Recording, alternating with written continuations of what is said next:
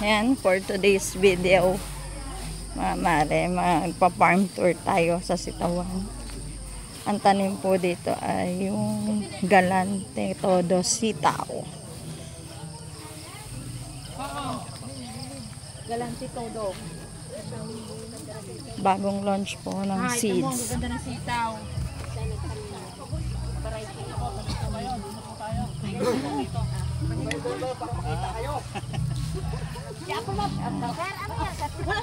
May nagsikuti na ng sitaw sa akin. May binawas din po dito sa baba.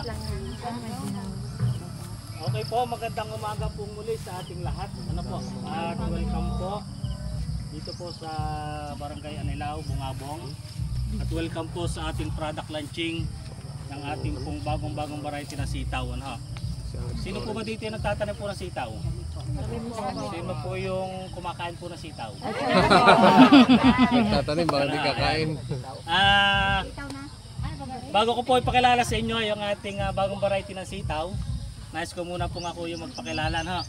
Ako po si John Lord Anglo, ang kinatuan po nating kumpanyang East West Seed, Farmers Activation Supervisor po na nakasign po ng Mindoro, Palawan, Batangas at Cavite. Ha? Ako po ay mangyan din, taga Nauhan lang po. Yun po, pinapakilala ko po sa inyo ang mainit-init pa na bagong variety po natin ng sitaw. No? Maswerte po tayong taga Bungabong, Gloria, kasi dito po ang kauna-unahan po naming ipapakilala yung ating pong bagong variety ng sitaw. Wala pong iba kung hindi po yung ating galante todo. Ano? Ika nga po, galante sa ani, todo sa kita. Ano? Ang ating pong galante todo, meron lang po siyang 55 to 60 days. Pagkalagay ng buto sa lupa ay mag-start na po tayong mag-harvest. Ano? Mabilis po. Base po sa experience po ng ating operator dito, nag-start po siyang mag-harvest ng 45 days. Parang manok lang po. Ano? 45 days, nag-start na po siya ng harvest. Ano? Mabilis lang. At ang kagandahan po, kung mapapansin nyo po, yung kanyang bunga nag-average po ng haba ng 55 to 60 cm. Ano? Halos po ay 2 ruler.